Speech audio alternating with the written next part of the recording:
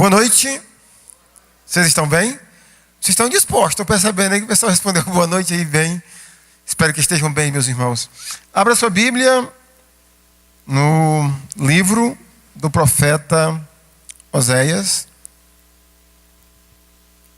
capítulo 1.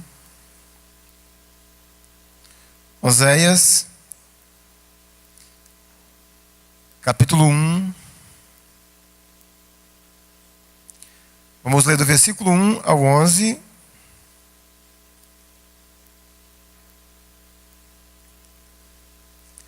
Se você já encontrou, e os que forem encontrando, vão ficando de pé para a gente fazer a leitura em pé.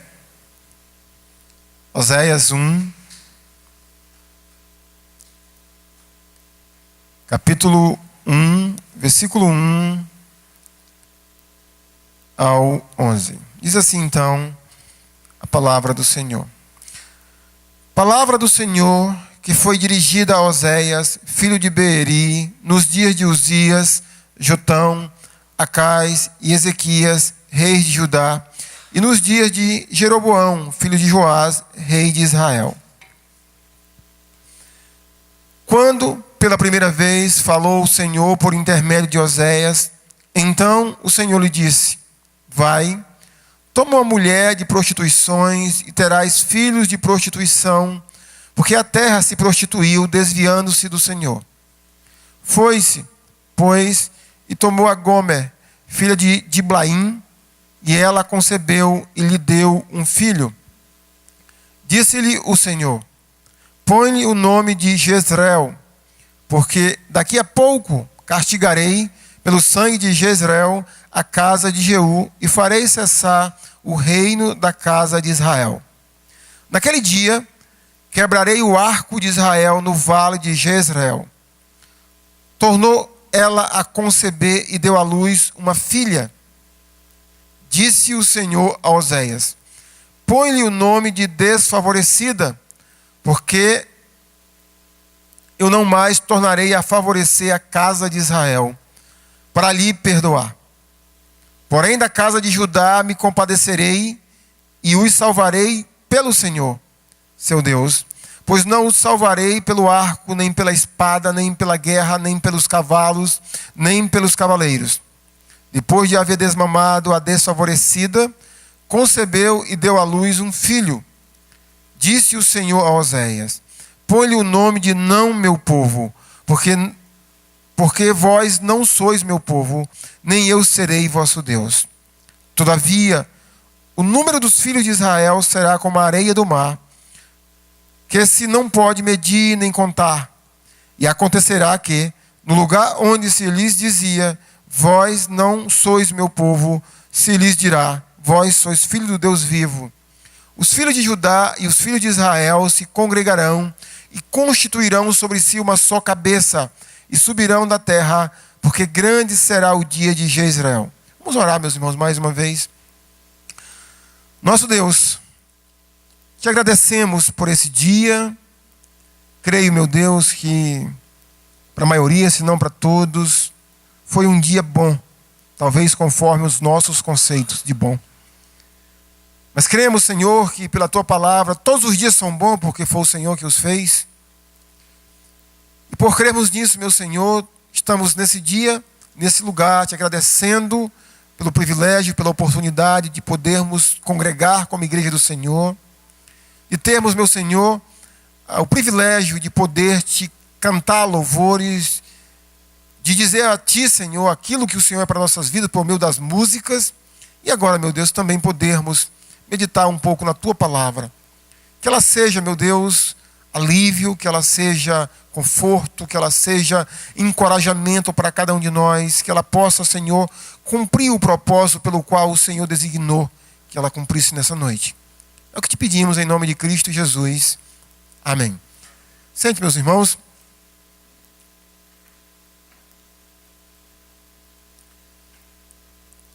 O livro de Oséias tem algumas peculiaridades interessantes. E uma delas é que dos profetas do Antigo Testamento e da literatura do Antigo Testamento é uma das literaturas possivelmente mais acessíveis de compreendermos numa leitura talvez de imediata. Não temos tanto trabalho de compreender, pelo menos em linhas gerais, os esboços gerais do livro de Oséias. Porque o livro de Oséias é uma metáfora ou um belo, como é que eu diria, um exemplo de Deus, Israel, representado por Oséias e sua esposa. Oséias, pelo menos no capítulo 1, mas quase que em todo o livro, é um simbolismo de Deus. A esposa de Oséias é um simbolismo de Israel. E desse relacionamento tão conturbado entre Deus e Israel. Uma outra peculiaridade de Oséias é que ele tem algumas semelhanças com o apóstolo João. O apóstolo João é o apóstolo do amor, né? É um dos evangelhos e suas cartas onde nós mais percebemos palavras tão fortes falando do amor de Deus para conosco. Oséias também expressa essa linguagem de amor de Deus por Israel. O livro trata exatamente disso, de um amor de um homem por uma mulher, extremamente complicada, problemática, com sérios desvios morais, mas esse homem, seu marido, Oséias, a ama, possivelmente, ou quase de uma maneira quase que incondicional. Então, nós temos, no livro de Oséias, essa figura, Oséias e Gomer, sua esposa, sempre mostrando esse perfil do relacionamento de Deus com Israel.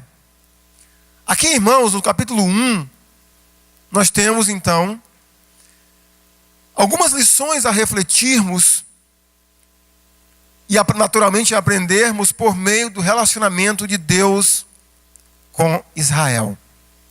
Porque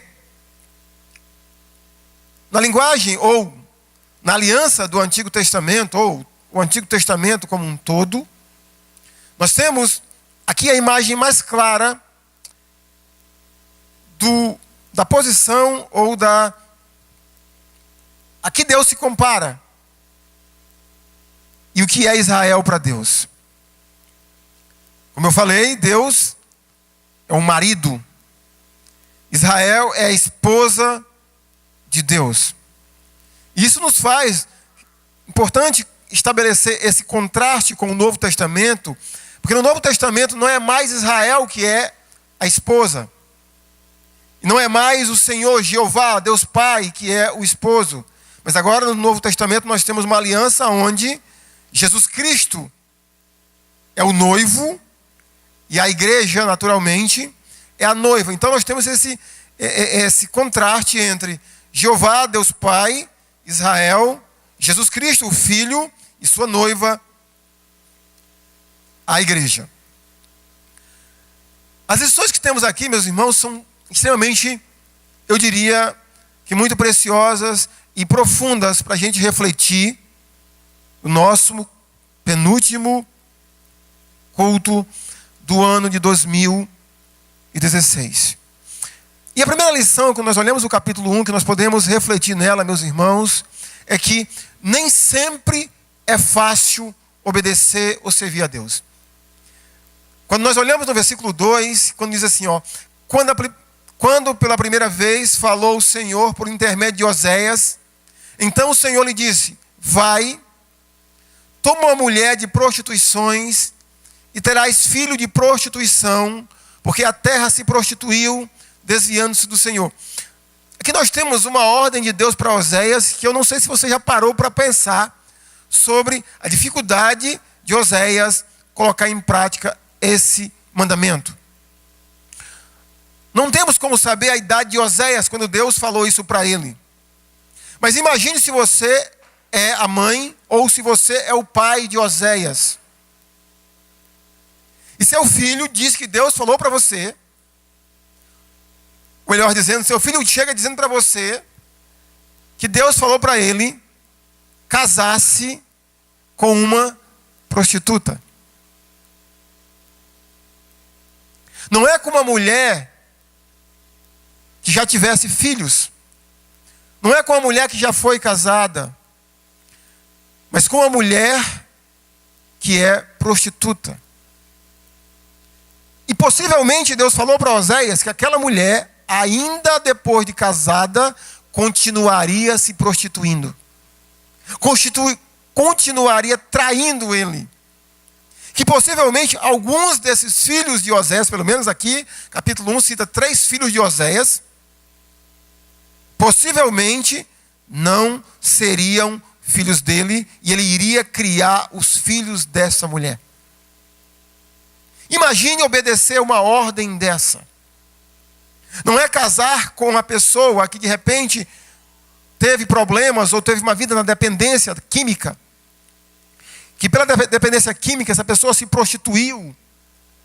Mas ela teve um antes e um depois, ela teve Cristo na vida dela, e agora ela é nova criatura, ela mudou a conduta dela, não mais é dependente química, não mais ela vai se prostituir, mas aqui não. Gomer é uma mulher de prostituição. E por que você diz, pastor, por que o senhor está dizendo que os filhos de Oséias possivelmente não seriam deles, pelo menos os 2 últimos? Porque o texto diz no versículo 2, vai, toma uma mulher de prostituições e terás filhos de prostituições.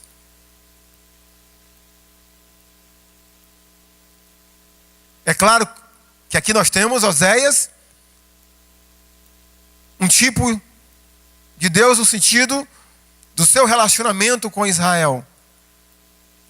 Mas Oséias, segundo o versículo 3, obedeceu essa ordem de Deus, porque diz, foi-se, pois, e tomou a Gomer, filha de Diblaim, e ela concebeu e lhe deu um filho. Oséias obedeceu esse mandamento. Há uma outra ordem, também tão difícil, talvez não tão difícil quanto a primeira, é os nomes que Oséias colocaria aos seus filhos. Na sua Bíblia, não sei se aparecem os nomes. Possivelmente. Versículo 4, o primeiro filho, Jezreel. Ou Jezreel, né? Mas nós temos então o primeiro filho. O segundo é uma filha. Olha o nome que Deus pediu para colocar nessa filha. Imagina só você colocar o nome de um filho, ou filha, no caso aqui, desfavorecida. Pensou, Antônio, colocar o nome da Isabelle, desfavorecida. O terceiro filho, não meu povo. Então, 2 ordens que não eram tão fáceis de se colocar em prática. E, sobretudo, se Oséias, falando de Amós, que Amós possivelmente foi contemporâneo de Oséias, como o profeta Isaías foram contemporâneos, mas Oséias, imagine se ele ainda não tivesse nenhum conhecimento de Gomer, se ele não tivesse nenhum relacionamento com essa mulher, para ele poder colocar em prática essas 2 ordens de Deus, casar com uma esposa adúltera e que continuaria adulterando durante toda a sua vida, e colocar o nome dos filhos, Jezreel, desfavorecida e não meu povo. O nome dos filhos, cada um deles tinha a ver com o julgamento que Deus imprimiria sobre Israel. Eu ia fazer esse comentário no começo, mas esqueci-me. Mas é importante frisar. No momento em que Oséias viveu e profetizou, e naturalmente escreveu a sua profecia, o povo de Deus, né, a gente chama de uma maneira genérica Israel, havia se dividido em 2 nações. A nação do norte, Israel, e a nação do sul, Judá. Oséias possivelmente era um membro ou um cidadão da nação do norte, de Israel. Então aqui nós temos Deus falando sobre a punição, a disciplina, o juízo que ele iria trazer sobre Israel. Inclusive, desde o destronamento da descendência de Jeú, mas também de Israel ser levado para o cativeiro pelos assírios em 722. Então, o nome de cada um dos filhos de Oséias implicaria em significados de julgamento de Deus sobre o seu povo. O versículo 4 diz que o nome Jezreel, porque daqui a pouco castigarei pelo sangue de Jezreel a casa de Jeú e farei cessar o reino da casa de Israel. Versículo 6. Tornou ela a conceber e deu à luz uma filha. Disse o Senhor a Oséias: põe-lhe o nome de desfavorecida, porque não mais tornarei a favorecer a casa de Israel para lhe perdoar. E versículo 9. Disse o Senhor a Oséias: põe-lhe o nome de não meu povo, porque vós não sois meu povo, nem eu serei vosso Deus. Meus irmãos, quais são os mandamentos de Deus que você tem mais dificuldade de colocar em prática em sua vida? Quais são as ordens, os mandamentos de Deus para a sua vida, que você tem certeza que Deus tem falado para você no seu coração, tem sido claro para você, mas que você tem dificuldade, talvez você não tenha obedecido a Deus? Você imagina a situação do profeta. Você imagine o escárnio que esse profeta não deve ter enfrentado. Se hoje, 2.700 anos depois, um pouco mais do que isso, ainda há tanta escárnio para um homem ou também para uma mulher traída, você imagine há quase 3.000 anos atrás. O que Deus tem falado para você durante, especificamente, esse ano de 2016? Você para refletir. Quais foram as coisas que Deus falou para você, que estão sido tão claras para você, e você não tem conseguido obedecer a Deus? Será que tem a ver com viver em comunhão? Tem a ver com congregar? Tem a ver com a sua vida de oração? Tem a ver com a sua vida financeira? Quais são as áreas que Deus tem falado para você? Quais são as áreas que é tão difícil para você submeter-se àquilo que Deus tem pedido para você? Não é fácil, meus irmãos, obedecer a Deus. Não é fácil servir a Deus. E Oséias é um belo exemplo disso. Não é fácil. A segunda reflexão que eu quero fazer aqui, meus irmãos, é que, normalmente, por meio dessa passagem, nós vemos com muita clareza que, normalmente, Deus fala claramente ao seu povo.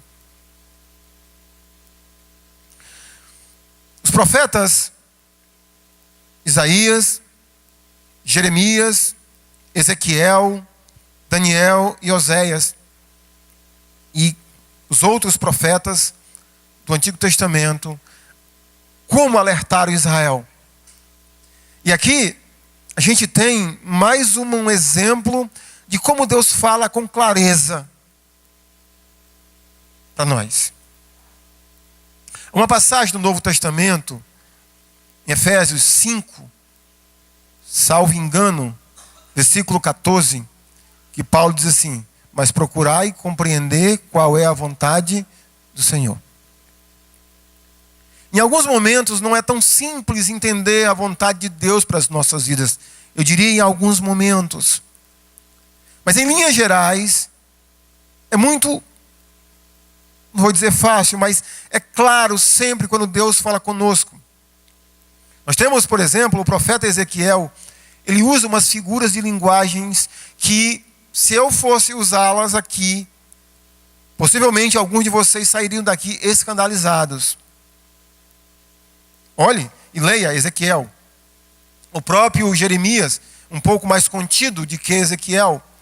E aqui nós temos mais uma figura perfeita para demonstrar como Deus fala claramente ao seu povo. Preste atenção.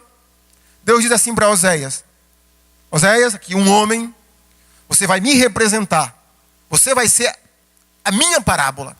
Oséias, você vai casar com uma mulher que é prostituta.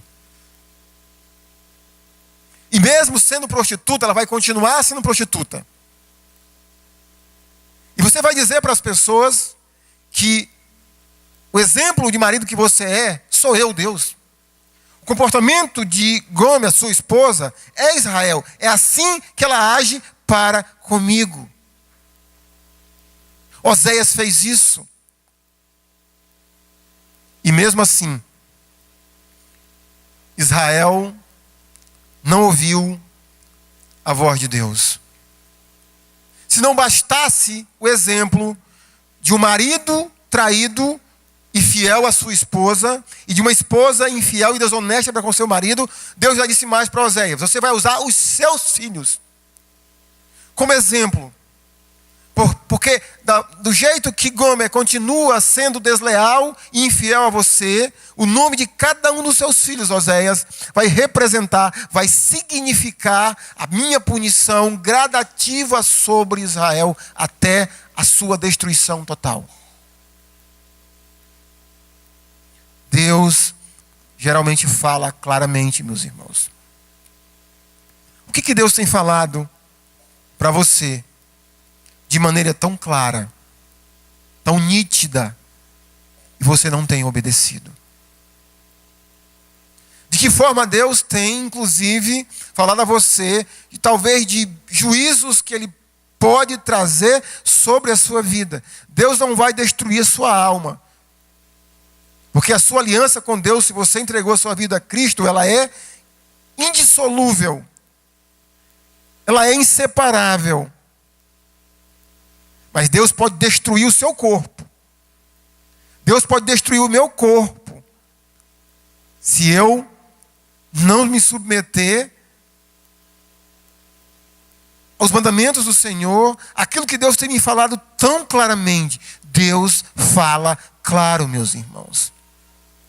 Deus fala claramente no Antigo Testamento, Deus fala claramente no Novo Testamento, Deus fala claramente ao seu povo, e aqui nós temos mais um belo exemplo disso. Oséias, Gomer, Oséias, seus filhos falando tão nitidamente: eu vou punir vocês. Por causa do comportamento de vocês, eu vou disciplinar vocês. E o que você tem feito com o que Deus tem falado para você? De que maneira você tem reagido? Você tem reagido como Israel? Ou tem reagido como alguém que faz parte da nova aliança?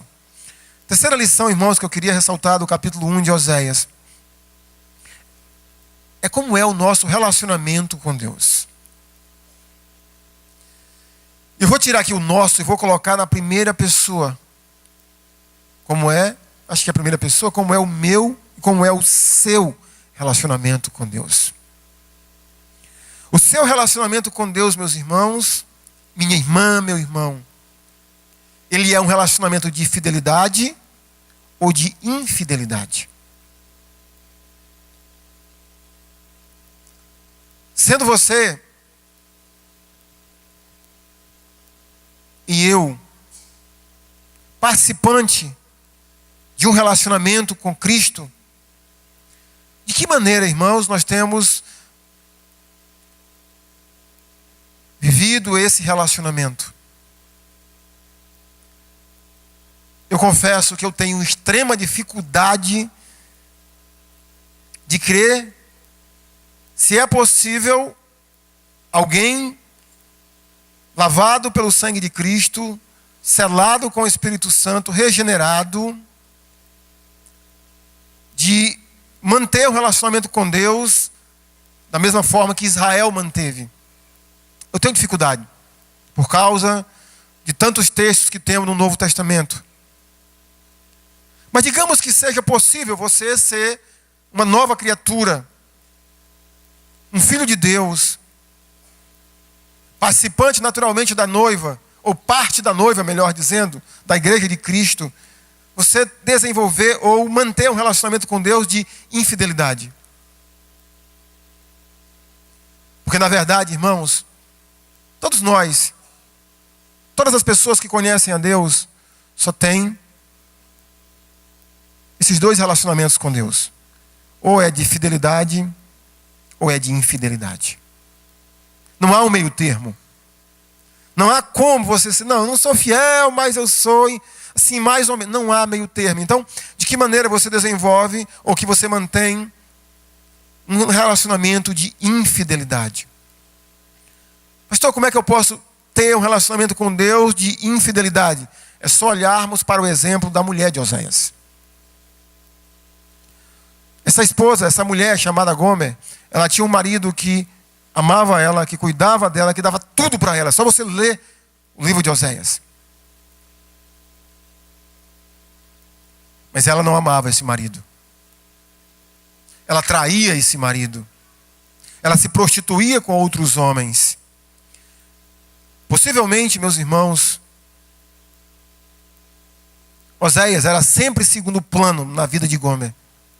Assim como Deus era sempre segundo plano na vida de Israel.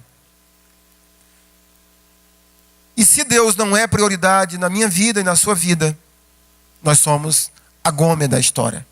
Nós somos a esposa infiel. Nós somos aquela pessoa que temos uma aliança com Deus, mas é uma aliança que se desenvolve ou se mantém na infidelidade.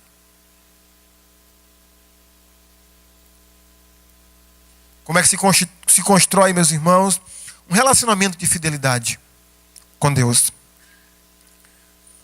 A partir também do exemplo de Gomer, eu creio, irmãos, que naturalmente, tendo isso que eu falei, o agir e o lavar regenerador de Deus, sendo lavado, purificado no sangue de Jesus Cristo, sim. Mas eu creio que não é como se desenvolver ou se construir um relacionamento de fidelidade com Deus sem uma pessoa ter a percepção de quem somos e o de que fazemos. Você imagine se Gomer tivesse um pouquinho de gratidão na vida dela. Eu conheço algumas histórias de mulheres que eram prostitutas e que encontraram um homem que as amou e que levou elas a sério. Eu conheço histórias. Da minha família eu tenho pessoas. E que elas se tornaram uma mulher de respeito. Passaram a respeitar, a honrar aquele homem. Se você não tem, ou se você não conhece, é só você lembrar do filme do Richard Gere e da Julia Roberts. Uma linda mulher. Se Gomer tivesse a percepção de quem ela era, que deveria ser uma linda mulher,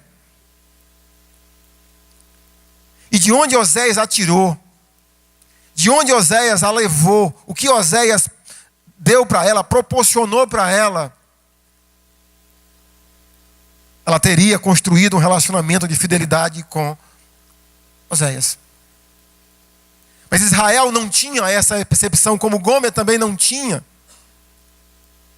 Eles não tinham essa percepção que eram, literalmente, de natureza adúlteros, contaminados, pervertidos. Não tinham uma leitura de quem eram. Meus irmãos, se não fosse Deus na vida de cada pessoa que nasceu de novo, sim, em certo sentido, cada um seria uma prostituta tal qual Gomer.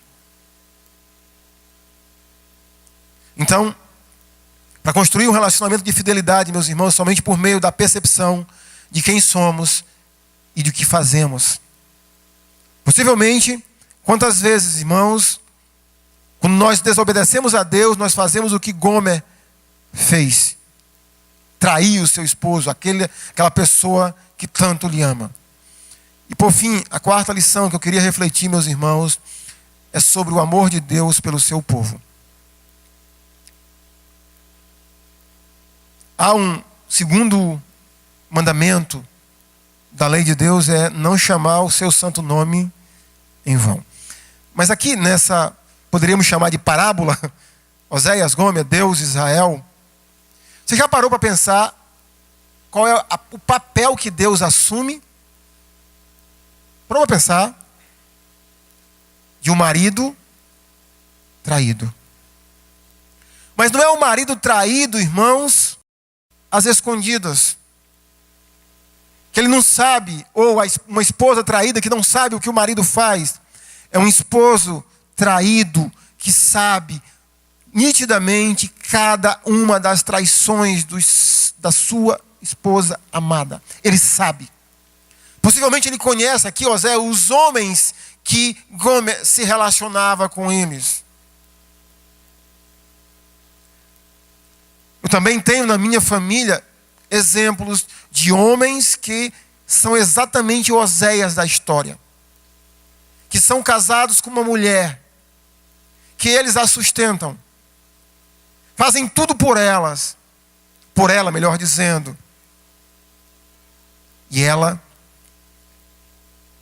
às claras, trai ele. Ele compra coisas para ela, compra coisas valiosas para ela, coloca ela numa posição que ela jamais poderia ter. E mesmo assim, e os filhos dizem, papai, está aqui a foto, está aqui ela entrando no lugar, está aqui, está aqui. Um homem sem força, dominado por um sentimento, por um amor. E aqui nós temos Deus exatamente assim.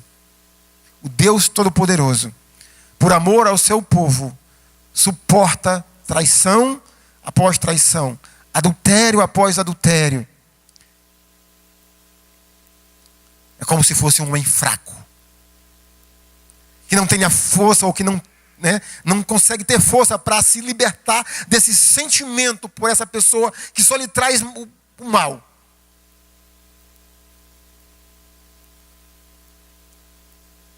Deus é esse símbolo, irmãos, é esse marido traído. Um marido enganado, que faz tudo pela pessoa amada. E eu e você somos essa mulher. Possivelmente, agimos assim para com o nosso Deus. Mas o lindo da história é que esse Deus, que se passa por um marido traído, ele não desiste da mulher amada. Quando chega no versículo 9 do capítulo 1, é uma frase de arrepiar. Quando Deus diz para Israel, disse o Senhor a Oséias, põe-lhe o nome de não meu povo. É como se aquele marido dissesse, eu não aguento mais, eu vou rasgar o compromisso, o pacto que eu fiz com esta mulher. Ela não é mais minha esposa. Mas olha o versículo 10 e o versículo 11. Todavia, o número dos filhos de Israel será como a areia do mar, que se não pode medir nem contar, e acontecerá que, no lugar onde se lhes dizia, vós não sois meu povo, se lhes dirá, vós sois filhos do Deus vivo. Os filhos de Judá e os filhos de Israel se congregarão e constituirão sobre si uma só cabeça e subirão da terra, porque grande será o dia de Jezreel. Versículo 9, Deus diz assim, rasguei o pacto. Vocês não são mais o meu povo. Eu vou entregar vocês. Mas em seguida, esse marido traído, que ama essa mulher, ele diz, eu não vou desistir de vocês. E um dia, eu vou resgatar você. Um dia, não será mais duas esposas, Israel e Judá. Será apenas um povo, Israel. Então, mesmo nessa passagem, nós temos aqui uma frase tão linda, para mim tão forte. Deus não desiste de você.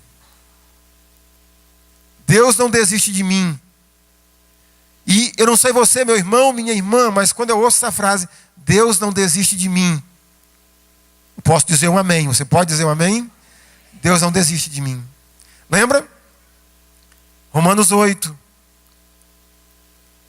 A partir do versículo 31.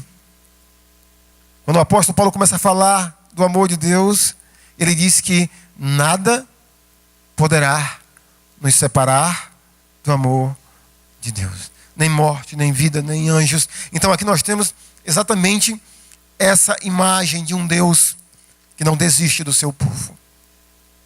Um Deus que em muitos momentos se ira contra o seu povo, por causa das suas ações, por causa das suas condutas ou da sua conduta, mas que ao mesmo tempo, o coração dele é como se estivesse dividido. Eu vou punir você, eu vou destruir você, mas de repente o amor é tão forte. Mas eu vou restaurar você, eu vou transformar você. Um Deus que não nos desiste de cada um de nós. Esse é o nosso Deus. Amém?